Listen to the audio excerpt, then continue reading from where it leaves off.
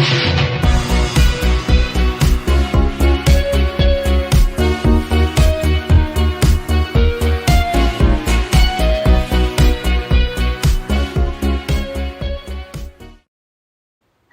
and welcome back to the channel.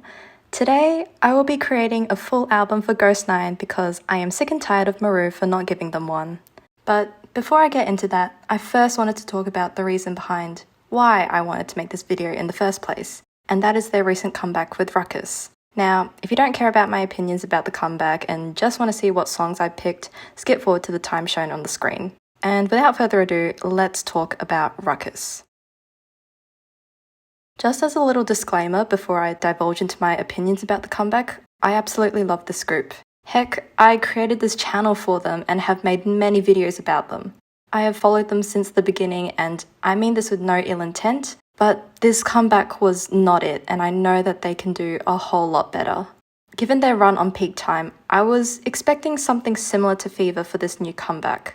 I'm not the biggest fan of anti-drops, so this song is already one step behind for me personally. What I love about Ghost9's discography is that they know how to refrain away from the generic, noisy 4th generation sound, and are able to provide something different and unique in their title tracks. Take Think of Dawn and Wall, for example. Sure, they both followed the safe route of having a dark and edgy boy group debut, but they always managed to let their vocals shine, and their songs never made you heave a tired sigh when listening to them.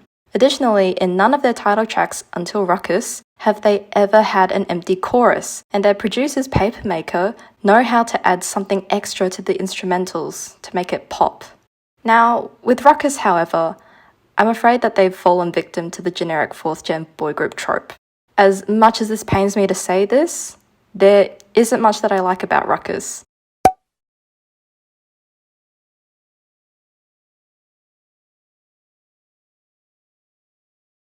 I've tried listening to it a couple times, but it's not clicking with me because it doesn't have that Ghost9 flair to it. It just feels lost and is by far the weakest song on the album alongside Bang on My Chest, which feels very tired to me and eerily sounds similar to No Diggity by Us. Let's Get Lost is my favourite from the album without a doubt, and the only song I added to any of my playlists. The sad thing about it is that it's just over a minute long and it gave me false hope for the rest of the album. As for Rolling Stones, I liked everything about the song except for the chorus. I just feel like it didn't live up to its build-up, and it low-key sounds like a The Boys B-side. I did like the harmonizations in the song though, but I can't actually tell if they are harmonizations or just one member with a bit of autotune when they sing the phrase Rolling Stones over and over again. Love Parachute and Bookmark are probably my second favourite songs on the album and are pretty memorable to me alongside Let's Get Lost. Love Parachute is very reminiscent of their softer songs from the When We Are in Love album, and Bookmark allows for the group's vocalists to shine against the acoustic backdrop. On another note, let's also talk about the music video for Ruckus. For every single one of their previous comebacks, despite coming from a small company, they always managed to churn out high-quality music videos, which amazingly hid the fact that Maroo can barely count the number of artists they have on one hand. The music video for Ruckus, though, strikingly looks like they had a lower budget. I can see the vision that they were going for with this music video, and I think they would have done a better job in executing it had they been given the same budget they got with Soul or even with X-Ray. I think the biggest reason why I am disappointed in this comeback above all else is the fact that we had to wait so long for it. I'm fully aware of the fact that the boys were severely overworked in their debut year, as I used to mention it very often in my videos about the group, and I get that they had to take time off to appear on peak time, and I love that they were able to garner more attention through that show. However, if you compare Ghost9 to another group at their level, like DKB for example, DKB had 2 comebacks between the end of the show and Ghost9's comeback, and they've just had their 3rd comeback of the year as well. And they also lasted until the finale, which was 1 round more than Ghost9. But hey, at least there's a silver lining. I should be grateful that Ghost9 aren't being treated like BAE 173 by their company and should just appreciate the comeback. Free my boys, by the way. Pocket Dolls can eat shit with the way they've treated BAE 173, Classy, Dia, and every single one of their artists. But getting back on track, I don't think I can appreciate this comeback given the fact that I know damn well that they can do better than this. And I really wish Maroo could make smarter decisions with them, especially on capitalizing the attention they received from appearing on a relatively popular survival show. Overall, this wasn't a standout comeback to me. But if it was something that you really got into, then all the power to you. You can like whatever you like, and I'm not here to change your opinion about it. I'm just giving my 2 cents about the comeback and album. And with that out of the way, I'll now move on to what I would have done for their long-awaited comeback. As with many studio albums, there are a chance for any group or soloist to show the public who they are and make a mark for themselves. I first took inspiration from ghost9's name and decided I wanted to go with a horror theme and draw on the story of Dante's Inferno. I imagined the concept of the album to be something that Vix would have done back in their heyday. Continuing with the horror theme, the album will contain 13 tracks and be released on Friday the 13th. If this were a dream world, I would have released it on October the 13th this year. Since Dante's Inferno is a story that follows a journey from sin to salvation, the tracklist of the album will portray this tale, so as you go down the tracklist, you'll feel as if you're descending through the 9 circles of hell as the story of Dante's Inferno goes. For the title of the album, I chose the name Ghost Story. I chose this because 1. I wanted this album to truly represent this group, and 2. Dante's Inferno by definition is the perfect ghost story. Also, I think the name of this album could make room for a series since ghost9 love doing those. Names for future editions could be Ghost House, Ghost Town, Ghost Rider, but I digress. Additionally, I would have each of the members represent one of the 7 sins. I've allocated Junhyung as pride, Shin as lust, Kangsung as wrath, Junsong as greed, Prince as gluttony, Woojin as envy, and Jinu as sloth. I'll expand on this allocation later on when I discuss each of the solo songs I've given the members. But first, let's start from the beginning of the album.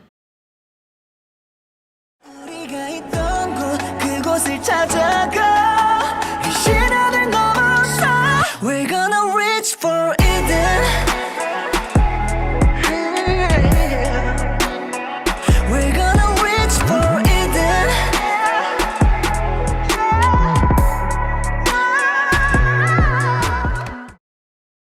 It's ghost9, so of course I had to give this album an intro song. I wanted the first song to not only match the album's concept, but also to represent the heavens or the holy kingdom, so that as you go down the tracklist, it truly feels like you're falling deeper and deeper into the underworld.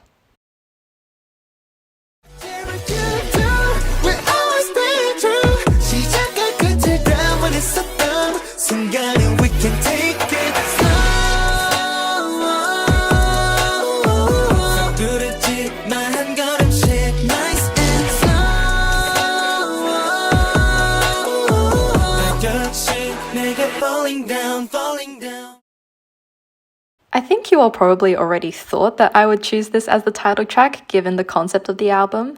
7 Sins by Drippin would have been such an amazing title track for ghost9, and it definitely sounds like it's something within their wheelhouse but with a more mature and sophisticated aura to it. Even though I love Drippin's music video for 7 Sins, I'm still obsessed over this one particular part of the music video, and I applaud their editors so much for this transition.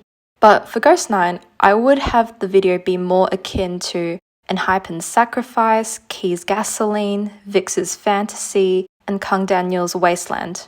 I also think 7 Sins sounds like the rightful successor to X-Ray and Control's Legacy, as well as the 2 songs they released during their hiatus, Monster and Fever. Speaking of which,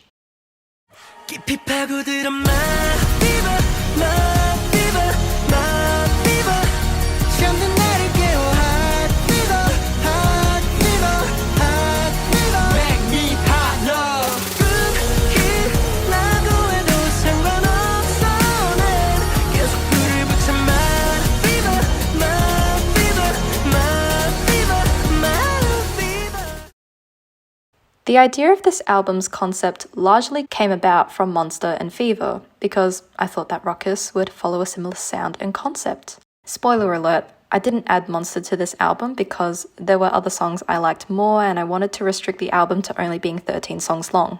I decided to add Fever to this album's tracklist because I would have loved for them to have pulled an Idol and made a music video for a survival show song. I would even settle for a performance video with 1 or 2 sets from the title track's music video.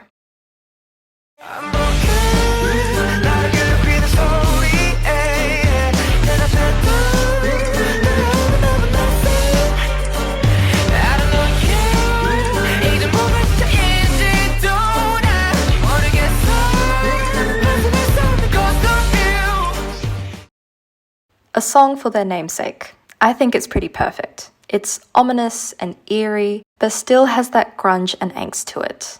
Similar to what I said before, I want to see ghost9 do more rock-inspired songs like TXT and what Enhypen did with Karma, especially since they killed It's Gonna Be Hot on their debut mini-album.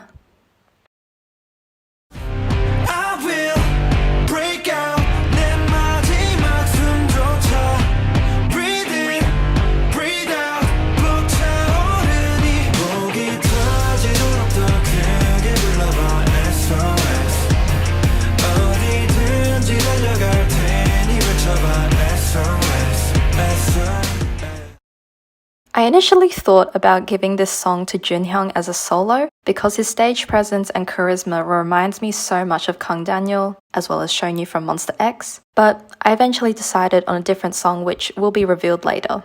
I chose SOS for the album because it kind of reminds me of ghost9's older discography like Reborn and Red Sign, but with a more mature sound, and I would love for ghost9 to do more songs with an electric guitar. Also, the song is literally asking for salvation, which is very fitting for the concept as well.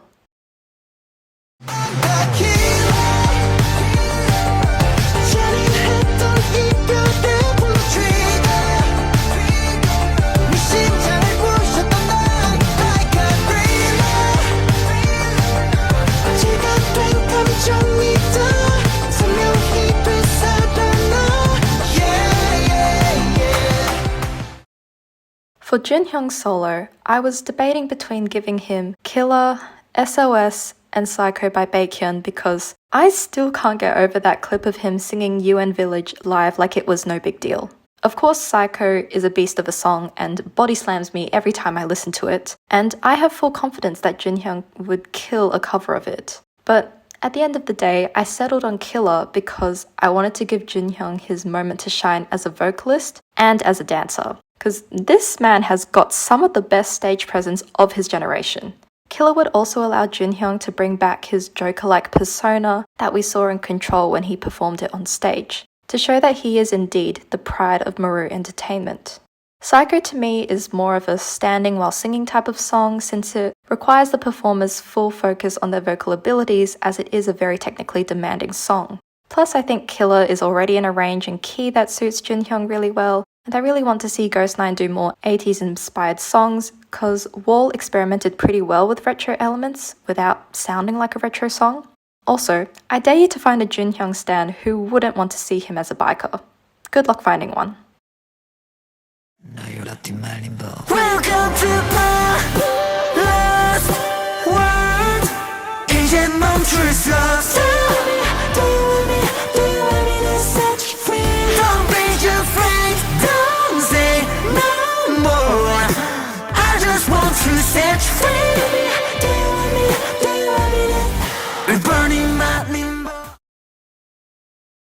As the self-proclaimed sexiest member of ghost9, of course I had to give Shin a song like this. At first, I thought about giving him Heaven by Taemin because he's such a massive Taemin fanboy and his stage name literally means God in Korean. However, I finally decided on Limbo because, again, one, he's an excellent performer and I think this matches his energy on stage a lot better as he would easily be able to deliver both the intensity and elegance the song demands. And two, I think he'd have an easier time singing this more comfortably than Heaven. Also, the title of the song suits the concept as well, since Limbo is one of the 9 circles of hell in Dante's Inferno.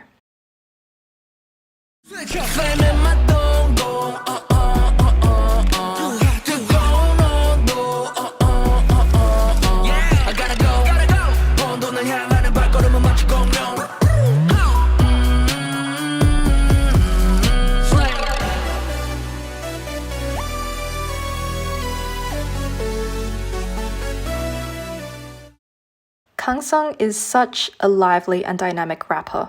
Seriously, his parts in Think of Dawn are some of my favorite moments of the song, and I chose Flame by B.I as his solo because of it. He's able to deliver power, depth, and anger to his voice when rapping, which is what Flame requires because it is a song that was born out of a period of time from B.I.'s life when everyone had turned their backs on him, he lost everything he had worked so hard for, and here he was fighting to avenge himself.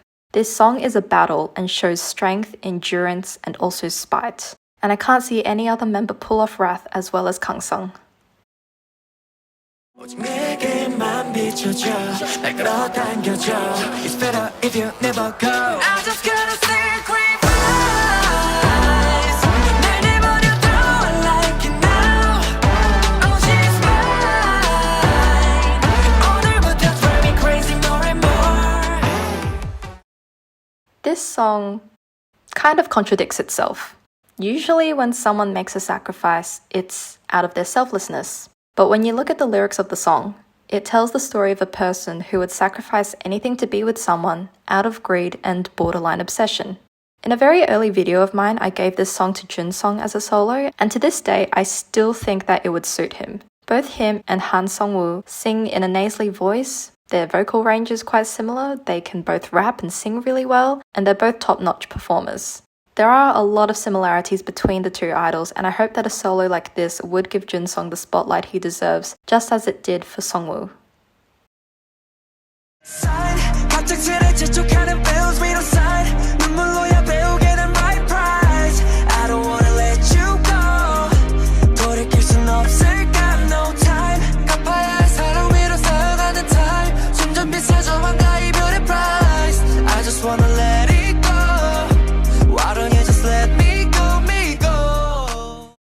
Guys, I can legit hear Prince in this song already. It's such a bright and soft song which would suit his voice so well, and I can also see him perform this while just sitting in a chair with his guitar, serenading the audience. The album up to this point is very dark and moody, and I wanted to find a song to help lift up the mood. I think Prince with his beautiful airy vocals would be the perfect member to bring levity to the album. As opposed to the traditional definition of the sin of gluttony, I went with a different take on it, to view it through the lens of overindulgence and overconsumption, and doing things based on one's hedonism. Although it is a cute song, Bills discusses it all. It literally equates love as a commodity, and it talks about wanting to turn back time to when the relationship was at its happiest because the loss they feel now is so painful. As an INFJ, Prince definitely is a deep thinker, and despite the song sounding very bright, it has a deeper message underneath, which I think is very representative of who he is.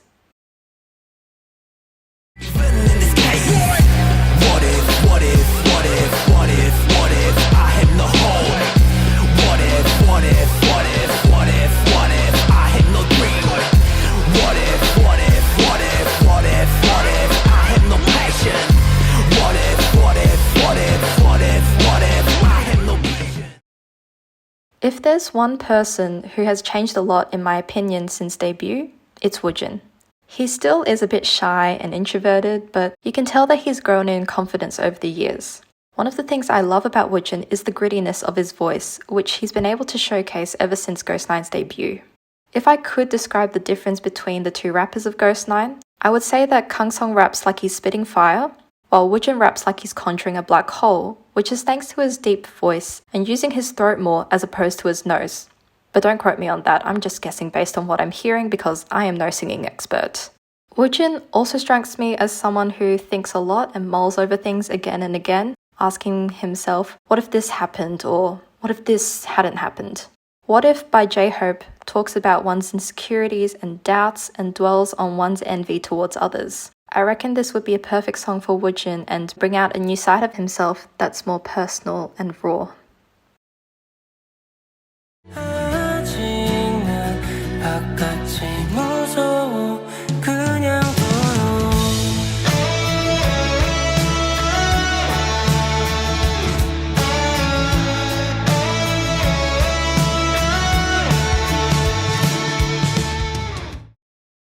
I've noticed that Jinwoo has become more confident in his vocals, and their appearance on Peak Time, as well as their latest album, really go to show his improvement, which I applaud.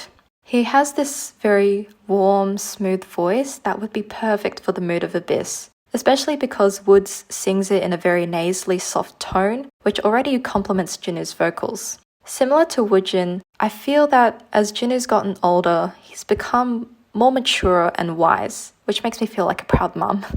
I really wanted to give Jinu a ballad-like song because I still can't get over the time when he sang Bolsas to my youth when he was on Produce X101.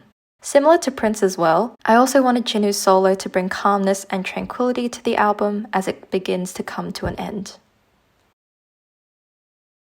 Somebody take me home. 더는 혼자이고 싶지 않아 매일 밤 꿈꾸는 그곳. Somebody take me there. 회색 도시를 벗어나 빛을 따라가 기억 속 그곳으로.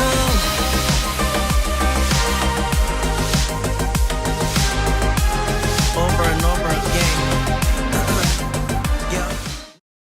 I'm basically just manifesting ghost9 do retro-inspired songs at this point. It's crazy how clearly I can already assign the parts for each of the members to sing.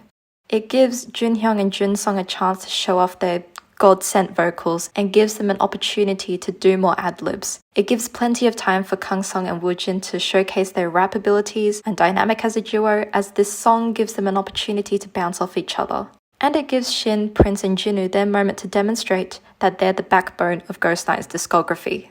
As I said near the beginning of the video, Dante's Inferno is a story about the journey from sin to salvation. The song asking someone to take them home is like asking for forgiveness, begging on your hands and knees to return to the heavens, to the beginning of the album, back to Eden. So, that's it. This is my dream full album for ghost9. Some other songs I contemplated about adding were Karma by Enhypen, Dead or Alive by ONEUS, Psycho by Baekhyun, Heaven by Taemin, Jekyll by EXO, In the Whale by Onyu, and Dessert by Kim Yohan. Additionally, since this is my dream album and all, if the original member lineup were still intact, I would give Dongjun either Accident or Drowning by Woods as his solo song, and I would give Bad Love by Key or Forbidden Island by Ha Sung-woon to Taesung. Both of them are crazy amazing vocalists with so much natural talent, and I think both of them could easily take on any of these songs given their vocal prowess. And just as a little message to the two former members, we all miss you two so much, and I really hope that you're both doing well. Alrighty then, that's it for the video. Thank you so much for watching, and let me know your thoughts about this album and what songs you would pick. Until next time, stay groovy, stay safe, keep smiling, love y'all, and bye bye.